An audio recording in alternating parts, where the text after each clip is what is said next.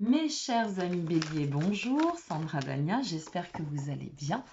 Je reviens vers vous pour une petite vidéo bonus, petite surprise comme je n'effectuerai plus, et je vous en ai tenu informé au préalable, les horoscopes concernant les mois et les temps à venir.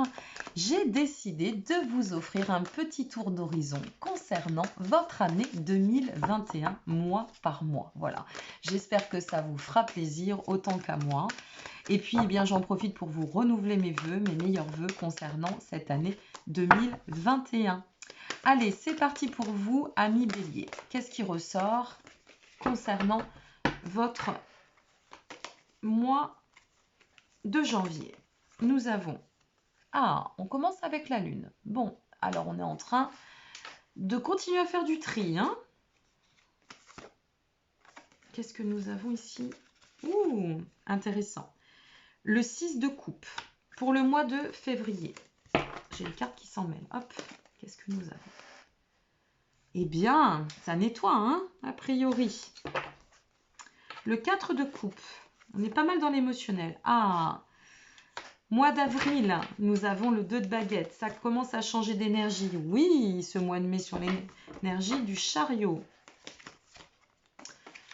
Ce mois de juin, nous retombons sur une énergie d'épée avec ce 7 d'épée. Vous allez au combat cette année, amis bélier. La mère d'épée pour ce mois de juillet. On revient sur de l'épée au mois d'août. Mais qu'est-ce qui se passe? L'as de coupe pour le mois de septembre. La tempérance en octobre. La mère de pentacle en novembre. Et on finit avec rebelote le père d'épée en décembre. Eh bien, dites-moi, il y en a une qui s'est retournée. Qu'est-ce que c'est? Oh là là, regardez celle qui s'est retournée. L'as de baguette. Et une autre derrière, j'avais pas vu. Waouh, l'étoile. J'en ai pas d'autres, je regarde. Non, il n'y en a aucune autre qui s'est retournée. Assurément, non. Je fais le tour, on ne sait jamais, parce qu'elle ne se retourne pas de façon hasardeuse. Bon, eh bien non, on a fini ici. On a quand même les petites surprises qui sont ici. Alors, est-ce que ces petites surprises, elles ne viennent pas expliquer? On va les laisser de côté, on va les mettre ici. Je ne sais pas si on les voit, pour l'instant, on va les laisser ainsi.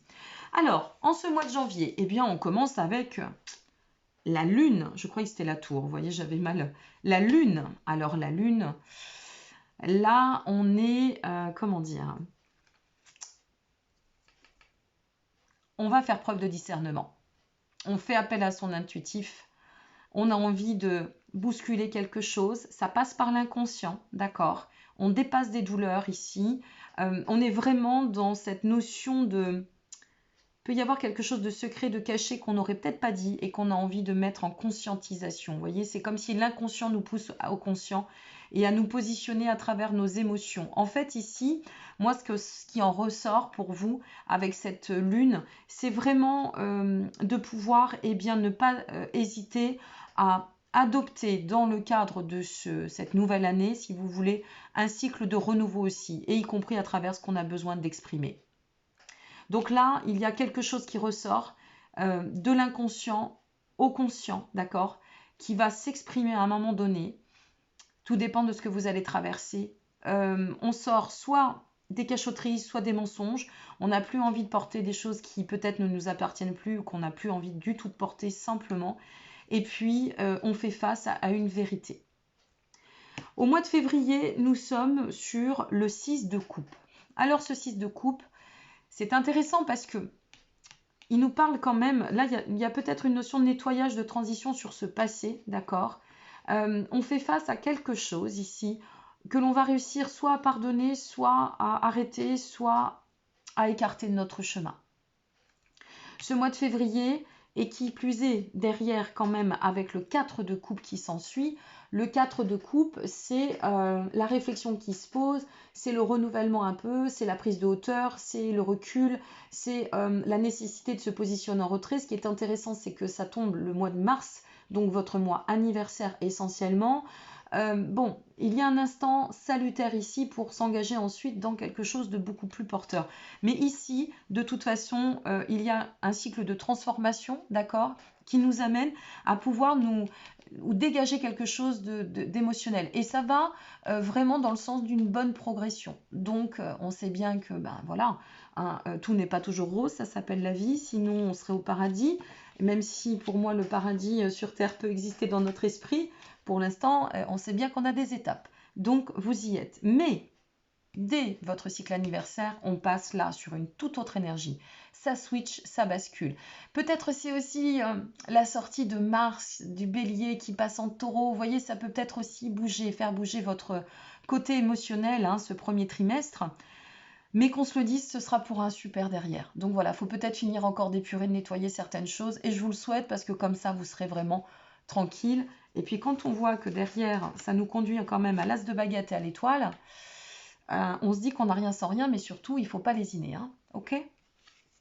L'étoile, moi je la placerai bien ici, en fait, parce que cette étoile, instinctivement, hein, intuitivement, j'ai l'impression qu'elle vous parle de mise en lumière. Elle est vraiment là pour nous parler de mise en lumière, de quelque chose qui est important sur cette année 2021. Vous avez besoin de réorienter quelque chose, vous avez besoin d'être, vous êtes connecté, guidé, ça c'est assuré. Vu ce qui sort, la Lune, il y a une forte connexion. Ou cette année, vous allez lâcher le mental pour faire appel plus à votre instinct aussi.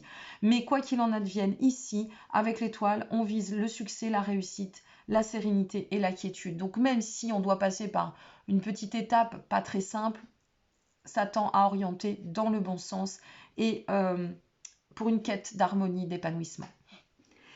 Ensuite, au mois d'avril, nous arrivons sur l'expansion, ce 2 de baguette. Ouf, enfin, l'énergie change. On est déterminé dans le cadre de nos actions. On a envie d'emprunter et on emprunte, semble-t-il, une nouvelle direction. Ça nous encourage ici à aller d'autant de l'avant. Qui plus est, avril ici, au mois de mai, on switch et on passe sur le chariot. Superbe. Le chariot, c'est la symbolique, mes amis, de la réussite, de la réalisation. C'est le côté déterminé, c'est volontaire, dans le sens de l'évolution. C'est de l'espoir, d'accord, quel que soit le carrefour. Ça, c'est pour votre mois de mai. Puis, au mois de juin, on repasse sur le 6 d'épée. Mais ici, moi, je l'assimilerai quand même avec ce switch sur la progression.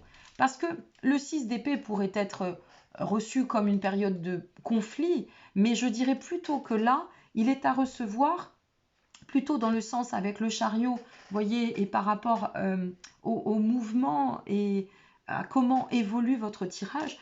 Moi, je dirais qu'ici, ce 7, pardon, n'importe quoi, je vous ai dit 6, pardon, j'avais pas mes lunettes, je vais les prendre d'ailleurs.